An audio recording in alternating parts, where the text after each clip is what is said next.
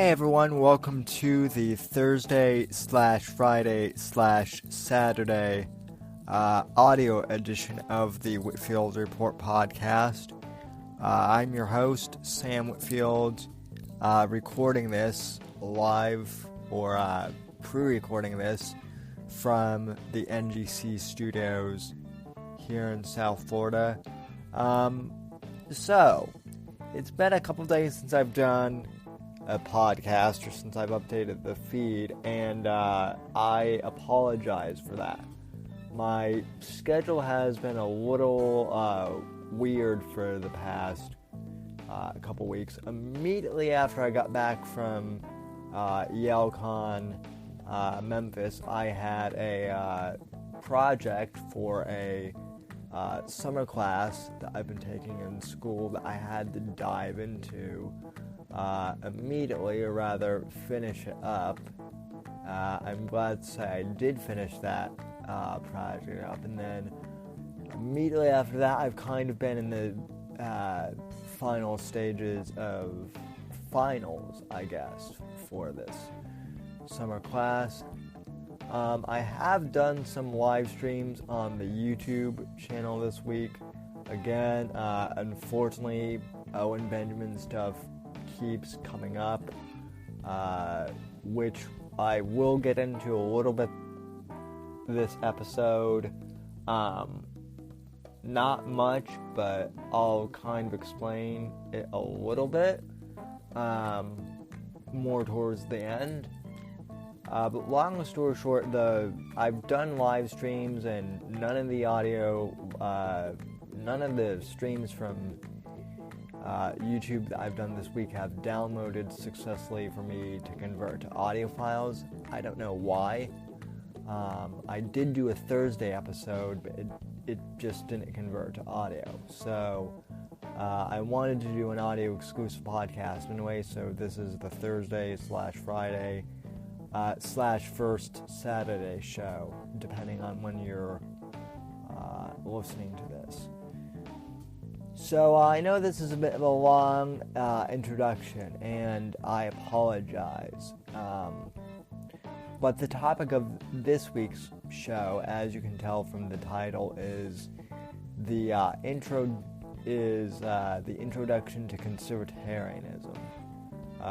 As you guys who listen to the audio podcast regularly probably know, I did a show last week addressing my concerns on what the libertarian movement has turned into, or I should say the younger generation of libertarians, which is basically they've gone full anarchy, and now they're kind of, I guess, LARPing, as the internet term is. They're LARPing as libertarians.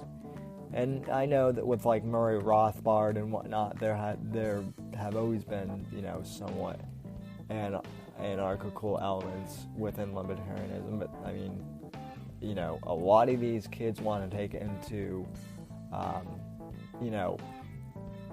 they want to throw, libertarianism into like, high gear. Let's just go straight to anarchy. So that was my main criticism of libertarianism when I did that show. I wasn't shitting on libertarianism as a whole.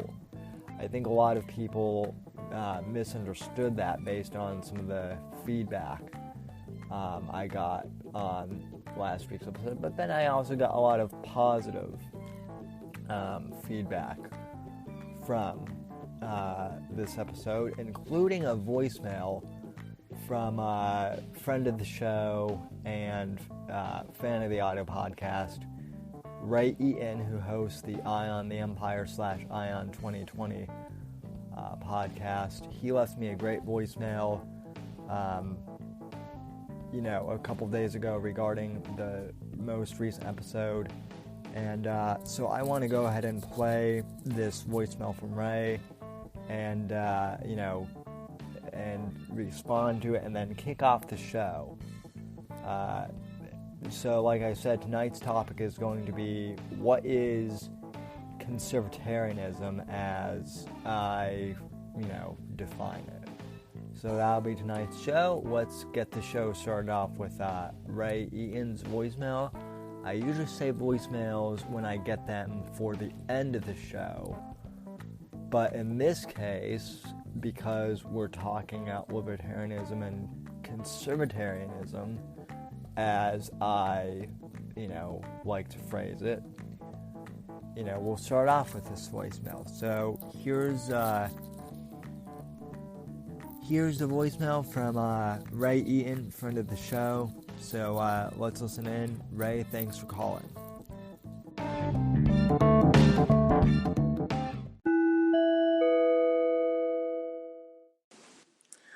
Hey Sam, it's Ray Eaton from the Ion 2020 podcast. I released a couple shows you did in the last couple of days addressing your concerns about libertarianism when you went to that conference over the weekend. And the others are always concerns that a lot of people have when they meet libertarians is that everyone, when they embrace libertarianism, they move straight over to the anarcho-capitalist world and they think they have the answers to every single problem in the world, and that's abolish government and just make it all free markets.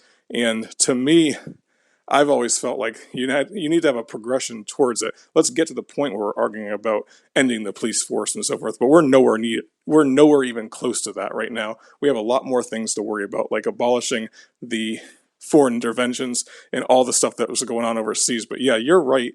But yeah, keep on doing what you're doing. I think I really like listening to your show. I really enjoy it. And, keep on trucking along, man, because we're going to win this thing for liberty.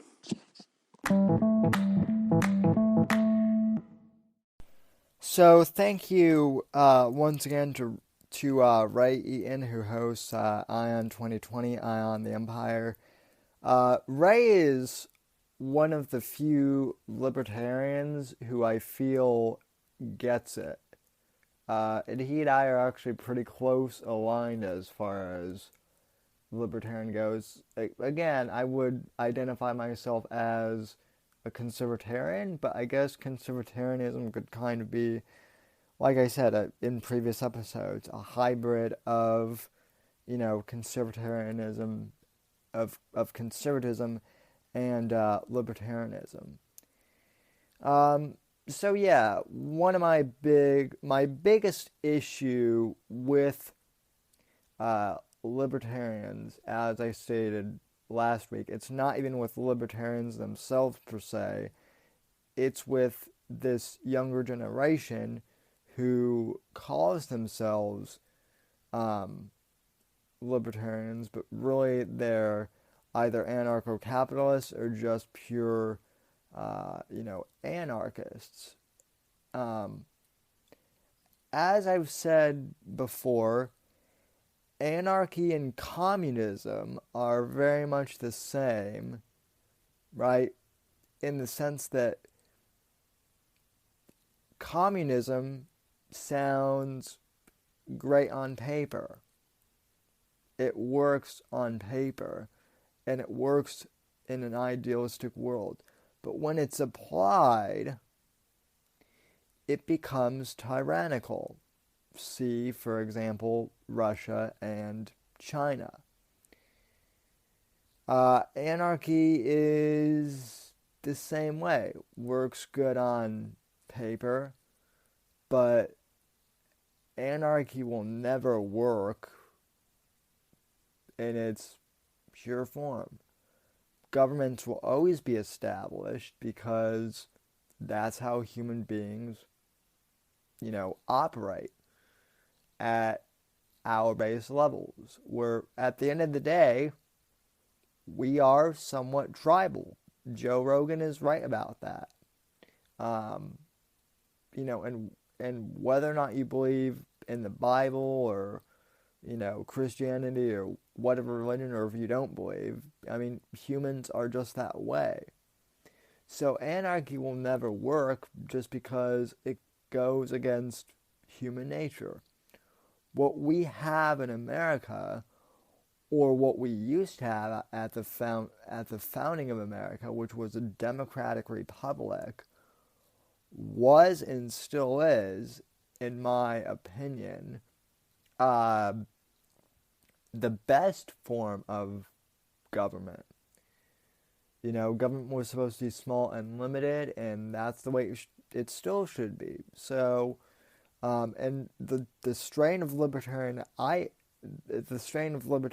that I agree with, again, has become more conservatarian, which is basically, hey, we don't like very much government, but we recognize the need for government in and of itself, so let's make it as small and limited as possible. Now, another thing is, I did not initially coin the term conservatarian. It wasn't Andrew Breitbart who coined the term, but he was the one who initially kind of influenced the idea of conservatarianism, and then the one who actually coined the term, conservatarian, I guess, is Gavin McInnes. Now, Gavin McInnes has been unfairly labeled as an alt-right figurehead now, as basically anyone, who is, in the culture war, who is somewhat on the right these days, everyone gets, kind of labeled alt-right by the left now. It's insane. Like, even Ray from Eye on the Empire would probably get labeled as alt-right by the hard left. Even though he's never said anything about race in his podcast. Libertarian ideas would be considered alt-right by the hard left. So, the phrase alt-right doesn't really, it's a buzzword at the end of the day. But with that being said, Gavin McInnes, about 3 years ago, made a video on his YouTube channel saying 10 things I would do to save America. And a lot of what he said that he would do are all very libertarian principles that I agree with. And this was kind of before he was labeled as alt-right directly. But, as far as I know, he hasn't really changed his stance on any of these values. These are values that, for the most part, I agree with. And these values are kind of the basis for conservatarianism, or at least part of it. So, I'm going to play this clip from his YouTube channel. I think this video is called 10 Ways to Save America. Be cautious. There is some language, that he uses, but most people who know Gavin's material know that, he does swear a bit. I swear a bit on this podcast too, although I'm trying not to, but yeah, there's a reason why the explicit tag is on the episode. So anyway, here is 10 Ways to Save America according to Gavin McInnes. Here are my 10 most insane beliefs, and they are also a wonderful way to save America from itself. All right, here's 10 easy steps to save America, and it sums up my beliefs. And I'm actually throwing you fucking assholes a bone because I'm showing you something you can't actually say is controversial and you don't agree with, okay? Here's something you can finally say that's insane. Abolish prison. 5% of the people in prison are fucking nutbars who could not survive in society and deserve to be in a cage. The other 1.9 million, we've got 2.2 in there? They are there for stupid domestic charges, which is a chick who regrets it. She got beat up. She got a restraining order. She changed her mind. They got back together. She called the cops again a year later. He's now violated his restraining order and is treated the same as a stalker who crawled through the window. Meanwhile, his socks are in her top drawer. That's fucking 400,000 people in jail. The drug war, well, that's just everything now. That's assault, murder, all these other, I'm sure it's linked to domestic abuse too.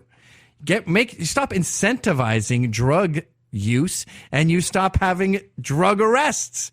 So, and then you go, well, wait a minute, Gavin, you're crazy. What about murders? I'm going to handle that in number 2, but murder is a very rare crime. For someone to get to the point where they lose their shit so much they murder, they almost never do it again. And by the way, on this show, we're going to be making things called generalizations. Now, I know this is hard for 50% of the country to digest, but you're allowed to notice patterns, all right? So when I say there's nobody who has 2 heads and eats iguanas for breakfast, when you find someone who does actually have like a weird twin growing out of their side and actually does get so hungry in Arizona that they may pop a little gecko in their mouth, that doesn't negate my fucking point, okay? Just because you found an exception to the rule doesn't mean the whole fucking pattern is noticed. Oh yeah? Race exists? Really? I know an albino African dude who is part Czechoslovakian and part Native American. Ergo, there's no such thing as black people. No, fuckface. It means you know a weird person. So, we're going to abolish prison. Someone who murders is about the worst case scenario with that theory, and that's very rare. Next. Number 2, we're going to give everyone a gun. You know who didn't get looted during the riots in Ferguson or any fucking riot this year? The guy with the machete, the guy that was armed. Remember that dude, Machete Batman? What was he called? The Batman of Baltimore. He didn't have a gun. He just had a machete and no one went near him. Let's get him a gun. And we'll be talking about this with John Lott. He wrote an article recently on Fox's site about how rarely we discuss the armed people who stopped attackers. And one thing we can't even discuss because the numbers are so huge they're impossible to quantify, but the number of crimes that are deterred just by assuming she might have a gun in her purse. You can't rape a 38. Number 3, legalize drugs. That takes care of our prison problem, takes care of our guns problem. Right now, I don't understand why everyone in New York is so anti-gun when they're living in a failed gun control experiment. I can't have a fucking BB gun in this city. I can't have a splat ball gun. I've been shot like this with a BB gun. In 1989, Paul McCarthy, we were all sleeping over at Tom Williams' house, and Paul said, I called dibs on that bed. I think it was Tom's brother's bed or something. And I got shit-faced, as teenagers are wont to do, and I passed out. And I woke up, and Paul was going, get the fuck out of the bed. And he was pointing a German Luger replica in my face. And I told him to fuck off. And he just went, and I saw him go, oh, shit. And blood was pouring out of my face. It's very inconvenient. You have to go to ER within several years. And they cut open your face if it's healed. And they pull it out with these very scary looking, like alien tube tongs that bend and are super long and pointy. Is the sound it makes when it comes out of your face. That's the worst case scenario. Well, maybe the eyeball. But basically, BB guns, you'd have to take a night course in hurting yourself to hurt yourself. Totally legal. But guess what we have in New York? Over a murder a day. So it's clearly not working giving only the bad guys guns. Let's legalize drugs. We haven't incentivized crime. Now what is the crime in America? Shoplifting? Good. What's next? I think we're up to 5 now, right? End welfare is a doozy. And I also learned this from my boy John Lott. Back in the 50s, when we didn't give black people money to dump their boyfriends, which is what single mother welfare is, break up with him here, they had a crime rate that was about the same as whites. Now we know the black crime rate is unfathomable. It's so high that Eric Holder has said, I don't want to hear about this. Okay, we won't tell you? No. Don't even record it. The racial crime stats are now done because Eric Holder saw them and his hair went white. If his skin went white, he wouldn't have cared. So, since the 50s, however, we've incentivized welfare and we split up the family. That's a huge part of crime. That's a huge part of shit education. That's a huge part of all our problems. Next one. What are we up to now? 7? 5, close the borders. Anne's book sums that up real simple like. Adios, America. That's where we're headed with the borders. If you don't think that is an issue and you think that we're all a nation of immigrants and that most immigrants are sweethearts just coming here to clean your house, you're a fucking moron. Google it. Next. Outlaw censorship. Now, I have to be honest. I started peppering some in because I wanted to get to 10. That's a nice number. Outlaw censorship sort of pops up in some other ones, like the last one, shut down the government. But when I say outlaw censorship, I'm not just talking about the government, because the Supreme Court is actually pretty cool when it comes to the First Amendment. When they get a case and it comes down to free speech, they tend to err on the side of the First Amendment and let that guy say whatever the fuck he wants. If you want to start a Klan rally called Chinks or Fags and march down to City Hall, you'll get a police escort. You will be protected. I'm not really talking about the government on this one. I'm talking about us. We're the shitbags when it comes to censorship. We're the ones trying to get people fired. We're the ones getting offended or pretending to get offended all the time. We're the ones that want to shut down comedy clubs and end that whole genre, that whole job. We want to end it. We're the ones freaking out. I just saw the other day, remember Brendan Ike, the guy who got fired from Mozilla? One of the homos who shut him down was goading him on Twitter. He's been fired for a year. And he's like, I haven't heard much of Brendan Ike. Wonder what that little fucking homophobe's up to. And Brendan Ike tweets him back and goes, you called for me to be fired and said I should never work again. And that's what's been going on. Still unemployed, still fucked. And he goes, how are you? And then this guy goes, happily married, having fun, thereby proving that his whole point was just to fuck up the guy's life. That's what we have to get away from. I don't care. I'm offended from every moment I wake up to the second I go to bed, and half of my nightmares are offensive. So I'm offended 23.5 hours a day. We have to live with that. Next. Venerate the housewife. I don't know how many dried up ovaries I walk around next to every day. I barely know any chicks who have kids. All my friends from high school, their cunts are like rotten tea bags, baby free, and will remain that way. And they always say, good. I think kids are gross. They always say childbirth is gross too. And they can't wait to have their career. And I go, what's your career? And they go, scheduling marketing meetings with record labels. Oh, good. I'm glad you didn't create a human life. Let's stop making the housewife a sellout job and stop glorifying these shitty careers women take. There's something you can be offended by. Next. Glorify the entrepreneur. We're coming to the end here, guys. I'm sorry to drop so much heaviness on you at the beginning of a brand new show. I promise this will be much cheerier, but I have to get this out of the way so you know where I'm coming from. Michelle Malkin has a great book out called Who Built That? And it's making fun of Obama's stupid quote where he goes, you have a business? You didn't build that. People took roads to get there. Why does he talk Southern, by the way, when he's from fucking Hawaii? Don't they talk like Canadians? They sound like hosers to me. We need to glorify entrepreneurs and vilify them less. Like Donald Trump made a ton of money. That's cool. When the oil companies have record profits, you don't go, ew, gross, record profits? I want them to make record losses. Next. Recognize the West is the best. I want more. This is, I will admit, pretty offensive. I'm a Western chauvinist. I've lived all over the world. I know a lot about other cultures, and I know how much they suck shit. Okay? Multiculturalism reeks. And we see this every day with every attack. These jihadists go, well, I'm told America sucks, so what else you got? Oh, we have this culture Islam that's super proud of itself and wants to blow everything up. I'm in. And we choose that. If we could be more chauvinistic and more proud and not be sent home on Cinco de Mayo from our own high schools for wearing an American flag shirt, you would see a ripple effect from that patriotism of a lot more great American things. We don't suck.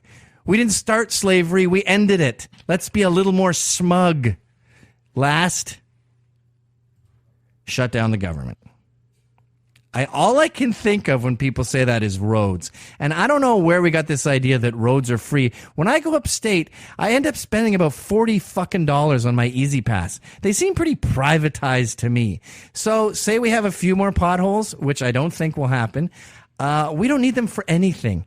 And let's stop imbuing all this faith into basically the DMV. You know when you go to the DMV and everyone there is borderline retarded and they can't even pronounce Gavine McInes? You know those morons? That's the whole White House. All politicians are just ugly actors. It's Hollywood for ugly people, but even more ruthless and shallow. So let's stop coming up with these ideas where we go, let's get more regulation, like even Occupy Wall Street. Fuck the rich. We want to fucking close down Wall Street. We need more government regulation. They're screaming anti-cop stuff and waving communist flags. Do you know how many cops you're going to get if this place goes Russian on your ass? You're going to vanish in the middle of the night for going to a protest is what's going to happen. Or it'll be like in Chile where they spray purple paint on you, and then every time the cops see someone purple, they kick the living shit out of them for weeks after. That's what happens when you let more regulation take over.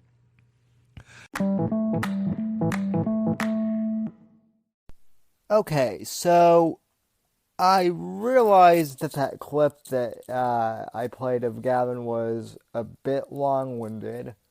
What can I say? The guy is a storyteller, and an entertaining one at that. Like him or dislike him. And by the way, I don't agree with everything Gavin says. I don't really agree with anything anyone says 100%.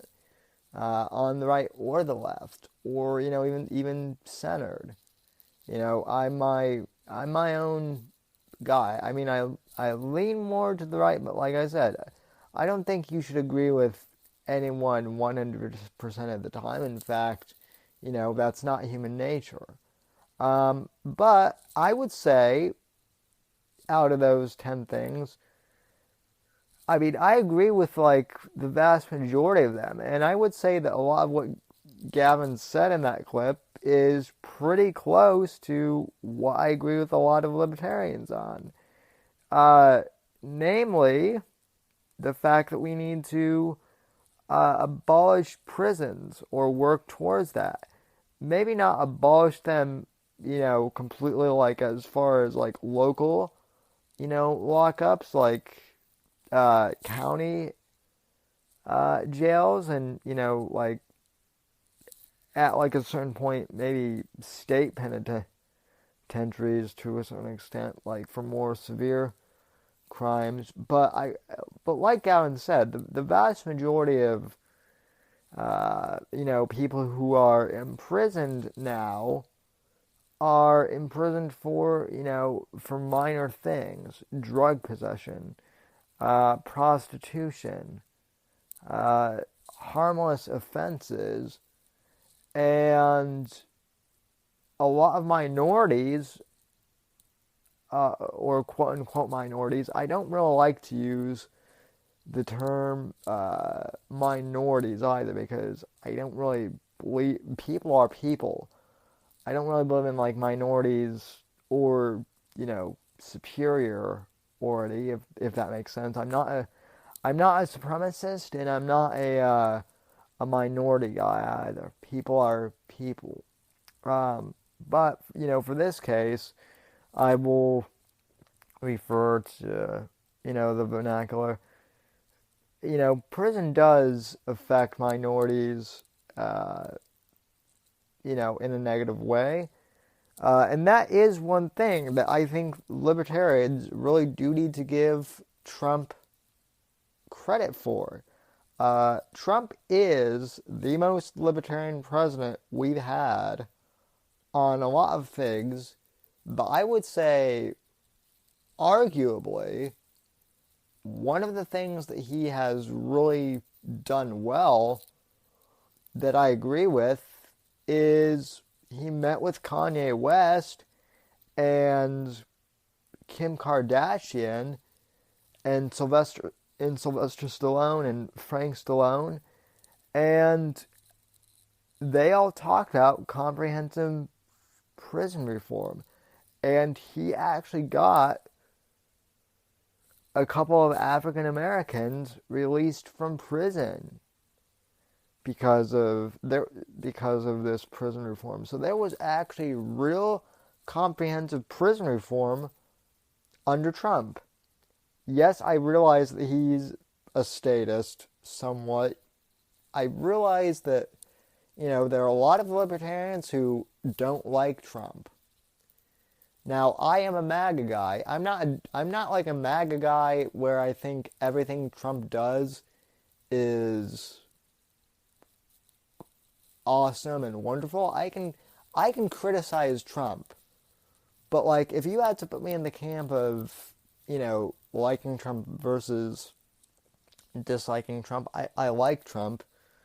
And plus, as I've said before in past episodes, I was going to vote whoever that was running in the Republican Party because Hillary was, she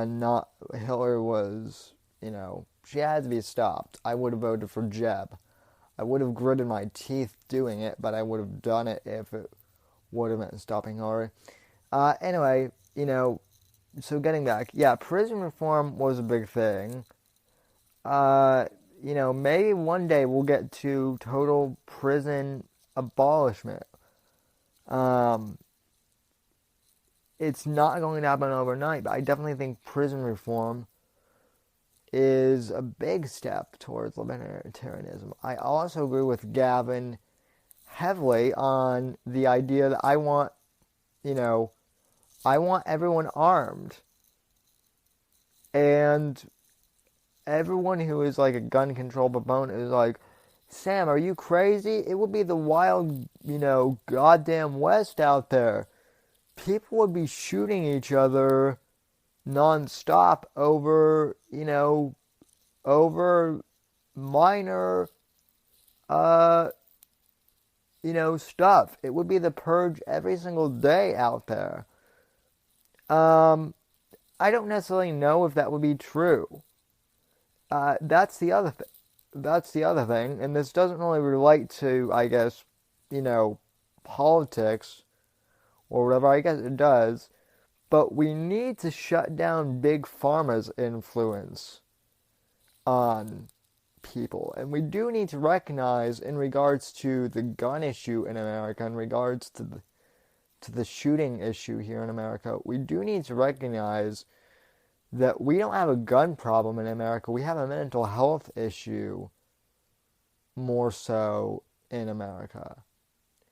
And that is one thing that we need to address, not so much as a government, but as a society, just as a whole. And I'm going to get to this in a sec, but I do want to continue on the list. So I definitely think I agree with, prison reform, giving more people access to guns who are responsible with them, who aren't criminals. I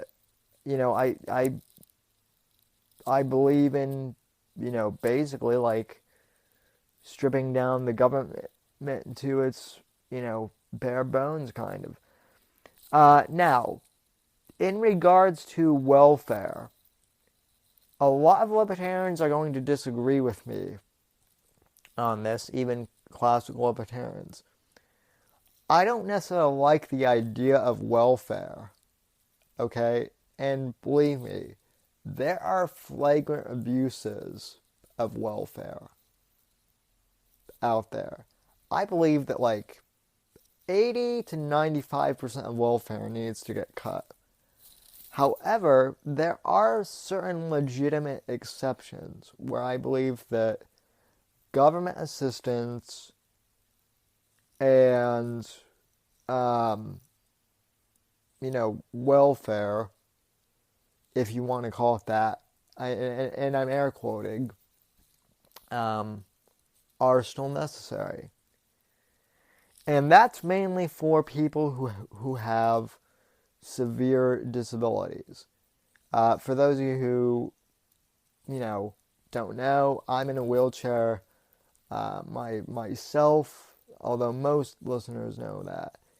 I'm not even sure I would qualify in this, circumstance, but I do believe that at a certain level, there are people who truly and genuinely need, welfare or government assistance in order to survive. They do need that safety net. It's a very small percentage of the population that needs that, but there is that demographic out there. And I think if we were to, cut 80% of the, welfare out there and really,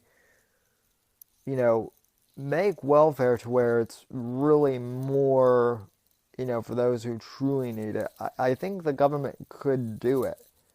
But one of the big problems is, it's not that hard to get onto, and there are so many caveats to where people can get onto welfare. I mean, the other thing, too, in regards to people with disabilities, like me, is, I'm probably going to need some government assistance for some things. I would hope not, but I would also, hope, I'm in college, I'm getting my technical writing degree. That's a very good career. I'm going to be making money at that career because it is in demand. Hopefully this podcast will continue to grow and I'll continue to make some income based off of that. So maybe I won't need so maybe, more people with disabilities won't need a stipend. But for those who truly do need it, who don't have skills, who are nonverbal, who can't talk, or have skills, those are the people who generally do need, total government assistance. And I don't think that, those people should not be left out in the cold through no fault of their own. That's what I'm saying. And I think a lot of that, too, a lot of the welfare stuff, a lot of the government assistance stuff could be administered locally or at the very least at the state level rather than the federal level. I think would be much better in terms of that. But yeah, other than that, I agree. Pretty much get rid of the welfare system. Also Gavin didn't bring this up, but I think school choice is a major thing that a lot of libertarians want, which I agree with. Also, speaking as a college student, get the government out of college. That's the reason why colleges are so expensive, is because the government stuck its hand in it, and so the government needs to have its role, cut back in terms of college influence. Now, here's where I guess I differ with a lot of libertarians. This was Gavin's whole point about ban censorship. And this was something that I made a lot of libertarians uncomfortable with at YaleCon. But it's something that I said at YaleCon to multiple people who got upset with me. But it needs to be said again. I am usually not for government regulation. However, when it comes to big, giant mega corporations, namely Google, mainly Twitter, mainly Facebook, who are censoring dissenting political voices, they need to be regulated and broken up, not necessarily run by the government. This is the thing that I think a lot of people missed at YaleCon. I wasn't saying that the government should run Facebook or run YouTube or run Twitter. I'm simply saying that the government basically needs to break up the monopolies that these companies have on, on social media.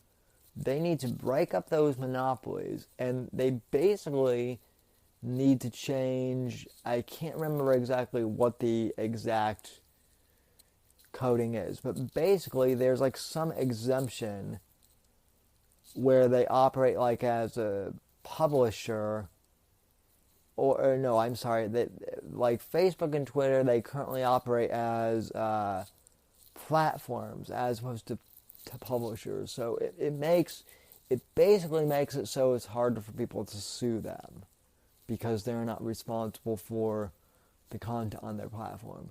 Yet because they're actively censoring voices, they are in a sense, regulating free speech. Here's the thing. Libertarians go, Facebook, Facebook, Twitter, they shouldn't be regulated. That's against free markets.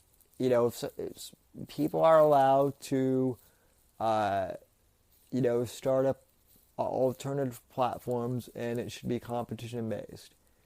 Okay, I agree with that for the most part. Here's the problem.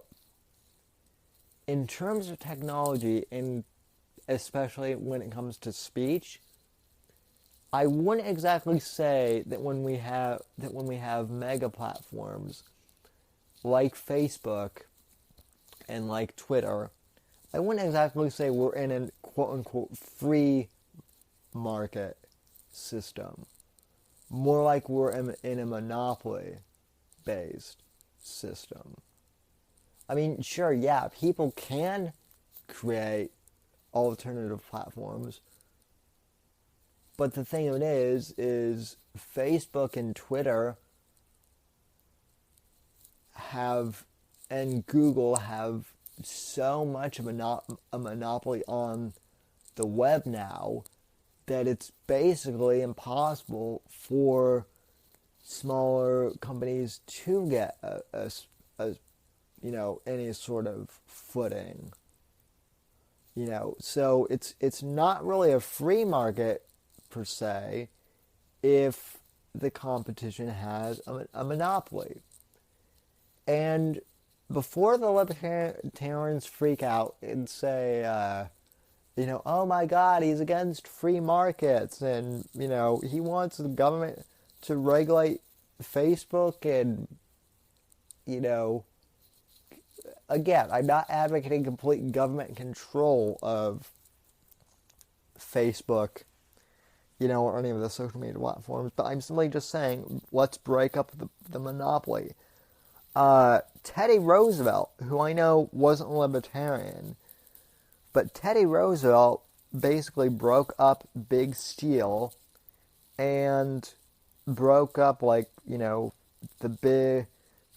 big industrialists, because he was afraid, and rightly so, and the government was afraid back then of the industrialists basically forcing their will upon the people.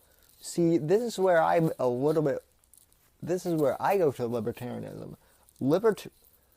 Liberty and not encroaching on other people's values should not only apply to the government, it should apply to these companies and to utility, into basically utilities. Like,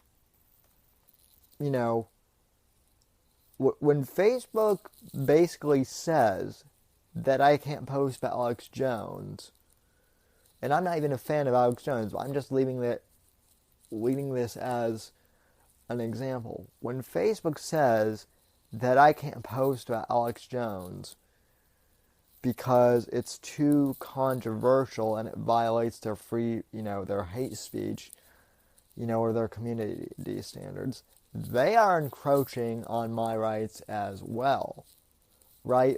Libertarianism is all about, we don't want the government or external forces to really encroach on our liberties.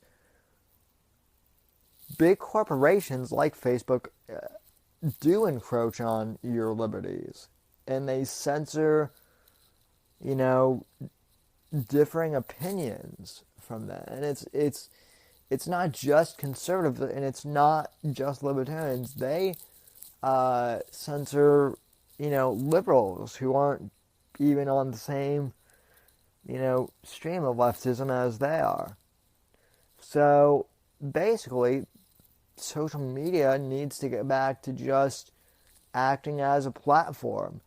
And as long as people aren't like doxing each other or actively making threats, certainly there are exceptions, to the rule of regulation. I'm not saying that. Like, people can be able to threaten each other on social media. But, by God, like, saying that I agree with, like, Chick-fil-A, or that I agree with Alex Jones, or that I disagree with Black Lives Matter, like, hate speech is not the same as, like a death threat. And anymore, Facebook's definition of actual hate speech is so skewed, and same with all these social media platforms, that it's ridiculous. Like I said before,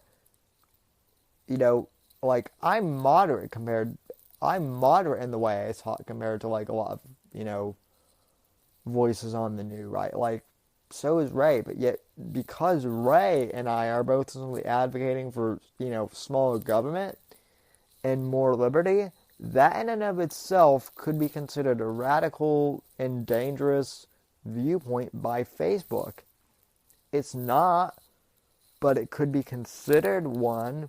And so, do we really want, Facebook or big social encroaching on our values too? They're not the government, but they're just as dangerous and, whatnot as big government. I mean, and the worst part is well, if you don't like it, you can always leave. Well, yeah, but, again, where do you go to promote stuff now? That's the thing. There's such a monopoly that if you want to promote a podcast, or if you want to promote a YouTube channel, promote video or whatever, you kind of have to use the big platforms. Now, it is scary. It is Orwellian, and it's not even by the big government. So I apologize for the big free speech, rant. That's something that I go on rants quite a lot about on this podcast, but it is true.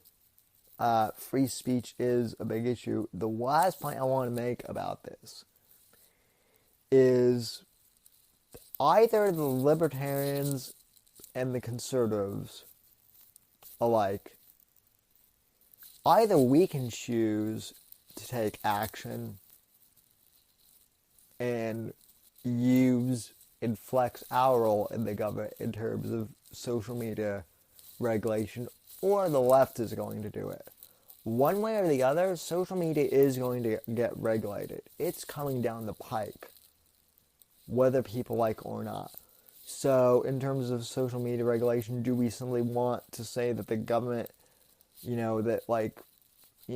big social has to stay out of, regulating speech? Or do we want the left who says that they have to regulate even more speech? Because that's what it's going to come down to. We can either have the government break up the monopolies and basically, have big social stay out of speech, or we can have them encroach on speech even more with the assistance of the government, which is what's going to happen under the left if they get their way. One way or the other, the government is going to have to act on it. So let us legislate so that the government has the least interference with social media, but yet social media also has the least, control over us too, if that makes sense to you guys. All right. So that's my big free speech rant of the show. That's why people tune into this podcast, because free speech is a very passionate issue of mine. Also, Western culture and patriotism and Western chauvinism. Now, I realize that a lot of libertarians, some at least, don't really like the idea of, worship of patriotism or nationalism because they think it's worship of the state. Let me say that I understand where they're coming from. However, I do not worship the state. Worship isn't even like a really good word. I don't even admire the state. But I do admire the values that make America America. I do have reverence for what the Founding Fathers initially wanted, which was freedom and liberty for, for the individual, and freedom from tyranny. I do believe in American exceptionalism. America is a great country. And I am awed by, American success stories. And I have reverence for that. I don't think being patriotic and having national pride is the same as worshiping the government. Now, Ray, a few weeks ago, also said, I can't remember which episode it was, so apologies. That like a lot of people get way rowdy, in the pro-military stuff and supporting the troops, and yeah, I do kind of agree with Ray on that. But at the same time, here's where I come in on the military. I love our military and the men and women who fight in our armed forces. Obviously, I'm not in the military, but I have extreme reverence for the men and women who are willing to put their lives on the line for this country and for the body of Americans, as long as they do honestly and justly. I do have reverence for our veterans and, for our active serving military members. Do I think the military is a little too overpowered with drones and, whatnot, and with technology? Yeah, I do, but so is the rest of the world.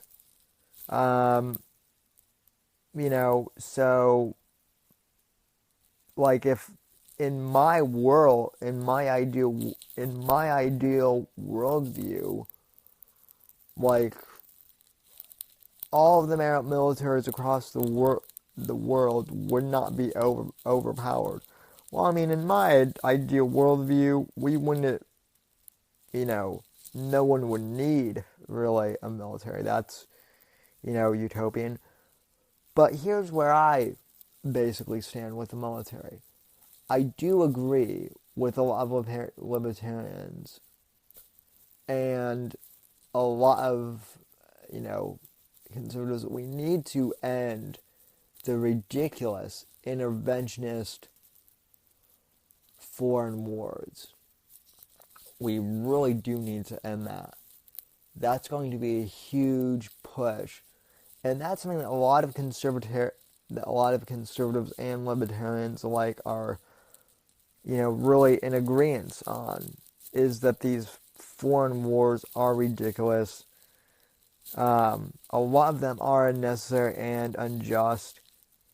And when we need, but at the same time, okay, I see the military basically as a giant first aid kit, right? Home first aid kit, a car first aid kit. I don't ever want to have to use my first aid kit in an emergency. I don't want to ever have to be in a position in an emergency to have to use it. But if there is an emergency and I do need to use it, I want to make sure I have the best first aid kit prepped and ready to go. And I feel the same way about the military. I don't want us to ever have to use the military unjustly. But damn it, if we get attacked by a foreign power, and if we as a society do, if we get attacked, or if a very close ally, and I don't mean this in like an interventionist sense, but if our interests and our domain do get attacked and it's justified and we need to defend ourselves / retaliate and it's absolutely necessary, you can be damn sure I want us to have the best military possible. This is what a little Reagan-esque. I don't necessarily, want a police state. I think local cops are way too over-militarized too. But, getting back to the military, I want the military to be militarized and us not to have to use them at all ever. But if we do have to use them, and it is absolutely necessary, I want us to have the best military possible, to the point where we never need to use them. But I think just that deterrent of having the best military, I think we would continue to deter a lot of nations from messing with us. But at the same time, not an interventionist. I know it's weird for some of you to grasp how I'm pro-military yet anti-interventionism, but trust me, it would work. Police departments. I would like to arm everyone. That is true. However, we still need law and order in this country. And so, well, I think that, that cops are too over-militarized and whatnot, and while I think there's a bad police policy, most cops individually, at least the ones that I've met, are pretty decent people if you talk to them as individuals. The big thing that needs to change with the police is policy and the politics. We need to get politics out of policing. That's why, policing in this country is so bad. It's political. And perhaps I'll get into that on a different episode because I realize that we're running a bit long in the tooth here.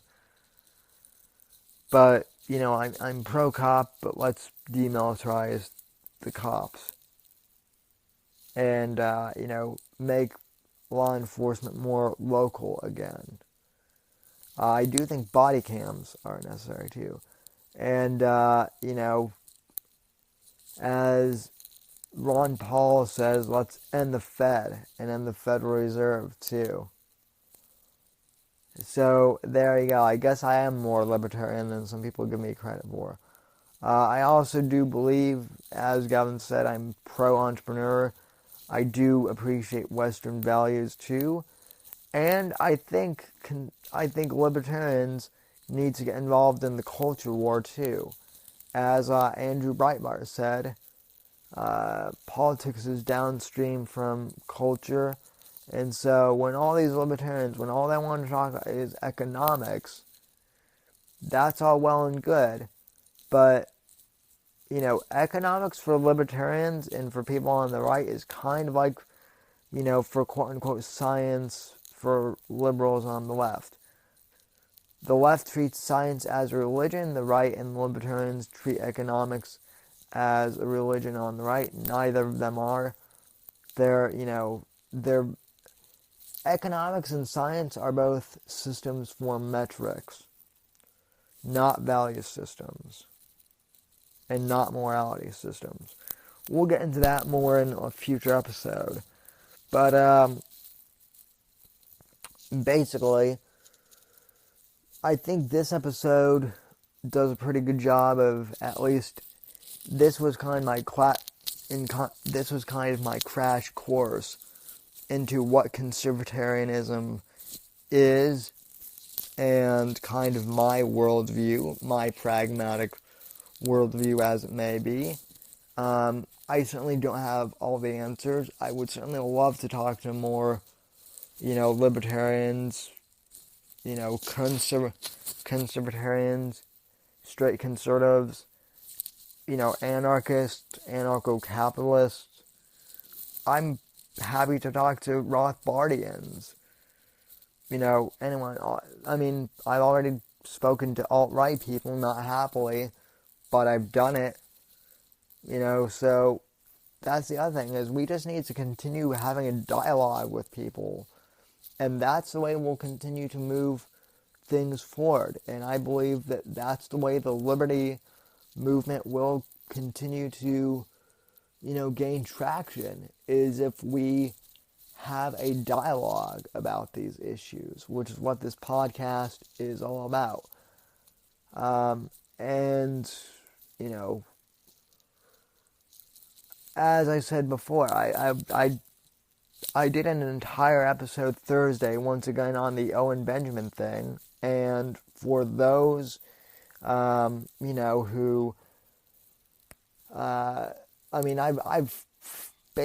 done so many videos on Owen and the whole situation with him in particular that I don't want to bring it up. But all I will say is this. There are some voices like Owen's and like Richard Spencer's and, like a lot of people on the alt-right who aren't actually for liberty, but like to say they are because, it's a cash cow thing right now, right? Owen claimed to be a libertarian, a free speech warrior guy, and then basically, thought that, like, free speech simply meant that he would be allowed to say the N-word repeatedly on Twitter without consequences, and to say the most offensive stuff on social media without repercussion, okay? The liberty movement and the free speech movement isn't so much about being able to say the most offensive stuff possible. I certainly believe that people should be able to say some tabooish things, but the overall idea about, about free speech is more, let's have intellectual conversations about, differing topics. Let's not get bent out of shape because we can't say the N-word 15,000 times on Twitter and then, get penalized for blatant racism. That's the other thing, is I don't think there's any room really in the liberty movement for blatant racism or blatant, anti-Semitism or discrimination, of anyone. That's oppressive, and that's not part of liberty. So, Owen specifically, because he's kind of targeted me and some people in, my realm of things. Owen wanted to, claim to be a martyr for free speech. Owen, you're not. And I mean, now Owen's taken a 180 on free speech. His band of Unbearables, which was once pretty libertarian actually, has now turned into everything Owen says is God, is God's words, and everything that he says is gospel, and Owen/Big Bear is a genius, and if you don't agree with him, you're an idiot, and he's basically a cult leader, and that's not why I want libertarianism to turn into. And I realize that Owen is also a very small minority as far as online voices. The reason I keep bringing it up is I realize that a lot of these ideas in the liberty movement are going to take time to implement. And I realize that people get impatient, and when they get impatient, they start following really crazy voices like Owen. So I don't like to give him too much attention. I, once again want to remind people that he does not speak for the entire liberty movement. He's not, liberty oriented. Neither is Richard Spencer. Neither are, is Paul Nealon or any of these guys. They're authoritarian. So, with all that being said, ladies and gentlemen, I want to thank you for listening to this audio podcast. I will be back, if you're listening to this on Saturday morning, I will be back tonight for the TWR Saturday official show, if you're listening to this on Saturday. And that will be live on YouTube at 10 p.m. Eastern Time. So, stop on by. We'll be talking more about Jeffrey Epstein and that whole thing. And maybe we'll have a few guests tonight. I'm not sure. But anyway, it should be a pretty good time. I want to thank you all for listening to the podcast. And from all of us at NGC Studios, good night, God bless, and God save this great nation. If you would like to leave comments for the podcast, feel free to go to the Whitfield Report subreddit at r/Whitfield Report on Reddit. Join over there. You can also leave a voicemail for the audio podcast using Anchor. I believe the link for that will be in the description. You can go to my Anchor page at anchor.fm/Whitfield Report. Leave a voicemail there. And if you do want to support the show monthly, you can subscribe there too for as little as $1.99 a month or $10 a month. I will be updating the Patreon soon as well. And also, check out my website, thesamwhitfield.com, for everything else Whitfield Report related. And I think that'll do it, ladies and gentlemen. Once again, thank you for listening to the program. Good night. God bless. And as always, God save this nation. God, freedom, legacy, in that order.